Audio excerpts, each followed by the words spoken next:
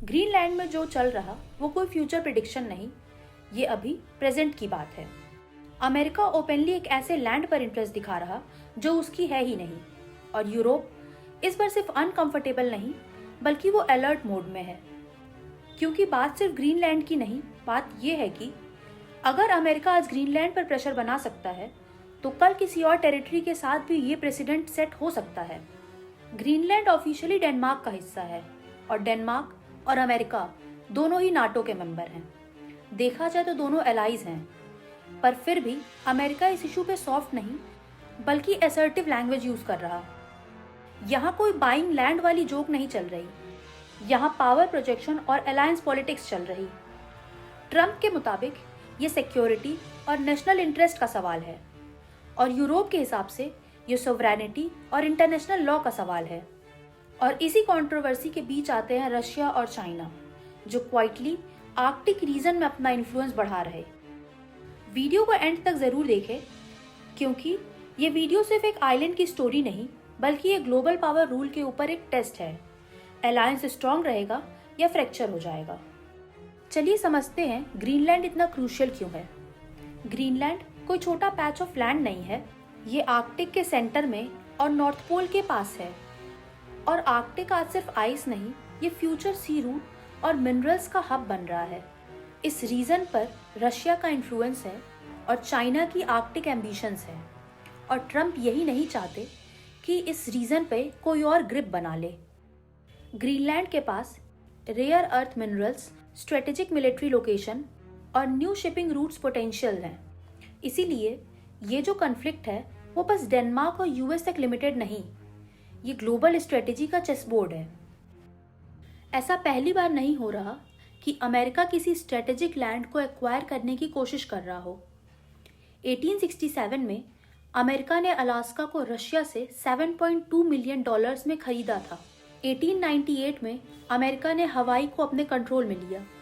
Pattern clear है, America हमेशा location को इमोशन से पहले देखता है, और ग्रीनलैंड इस पैटर्न में परफेक्टली फिट होता है।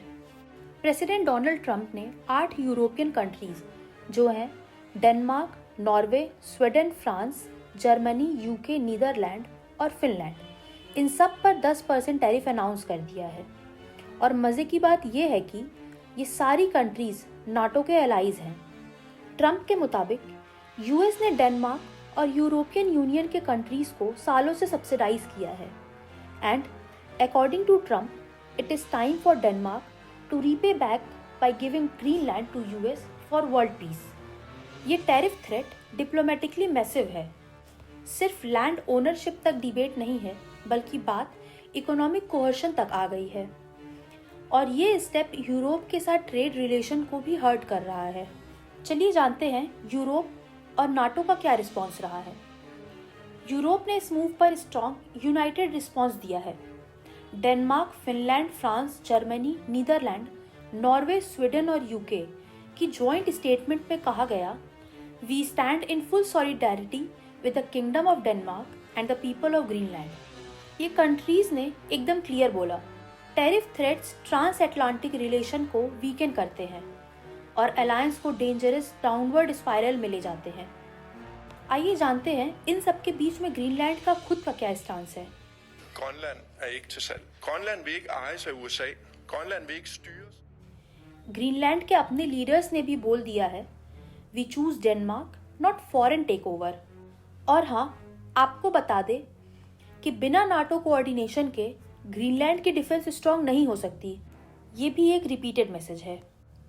चलिए जानते हैं इस वर्ल्ड जियोपॉलिटिक्स में इंडिया का क्या एंगल है। इंडिया कंसिस्टेंटली कहता है कि टेरिटोरियल इंटीग्रिटी और सोवरेनिटी को रिस्पेक्ट करो। इंडिया आर्कटिक से डायरेक्टली कनेक्टेड न होते हुए भी इसमें इनडायरेक्टली अफेक्ट हो सकता है। चलिए इसे 2 पॉइंट्स में समझते हैं। पहला, ट्रेड इम्पैक्ट पॉसिबिलिटी। इंडिया पर इनडायरेक्टली ट्रेड प्रेशर आ सकता है और उसे वॉशिंगटन के साथ अपनी स्ट्रैटेजिक पार्टनरशिप को केयरफुली बैलेंस करना होगा। साथ ही सोवरेनिटी के प्रिंसिपल्स और ग्लोबल स्टेबिलिटी को भी अपहोल्ड करना पड़ेगा। दूसरा, strategic alignment. India Arctic council में ऑब्जर्वर है और रशिया चाइना डायनेमिक्स को क्लोजली मॉनिटर करता है। अब सबसे सेंसिटिव क्वेश्चन, क्या ये सब वर्ल्ड वॉर 3 की तरफ इशारा कर रहे हैं? तो इसका सीधा आंसर ये है कि अभी तक डायरेक्ट काइनेटिक वॉर का चांस बहुत लो है, लेकिन नाटो एलाइज का यूनाइटेड फ्रंट, टैरिफ वॉर और trade retaliation, alliance fracture risk, Russia और चाइना का अपॉर्चुनिस्टिक पोस्चर, ये सब मिलकर सिस्टमैटिक एस्केलेशन का रिस्क बढ़ाते हैं। But in reality military conflict बिल्कुल इमीडिएट नहीं होगा, लेकिन डिप्लोमेटिक फ्रैक्चर का रिस्क ज़रूर है। और अगर अलायंस फ्रैक्चर हो गए तो ग्लोबल मिसट्रस्ट और सिक्योरिटी डिलेमास बढ़ेंगे, जिसका ripple effect wide range conflict तक जा सकता है। सो फ्रेंड्स, ये डायरेक्ट वर्ल्ड वॉर 3 का ट्रिगर नहीं, बट ग्लोबल स्ट्रैटेजिक इनस्टेबिलिटी को एम्पलीफाई कर रहा है। तो फ्रेंड्स, ग्रीनलैंड क्राइसिस ने एक नया टेस्ट क्रिएट किया है। Sovereignty versus power politics, NATO unity versus national interests, trade war as strategic tools, global alliances under pressure. ये कॉन्फ्लिक्ट एक आइलैंड का नहीं, बल्कि ये rules versus power, global politics का कॉन्फ्लिक्ट है। आप क्या सोचते हैं इस बारे में कमेंट्स में ज़रूर बताएं।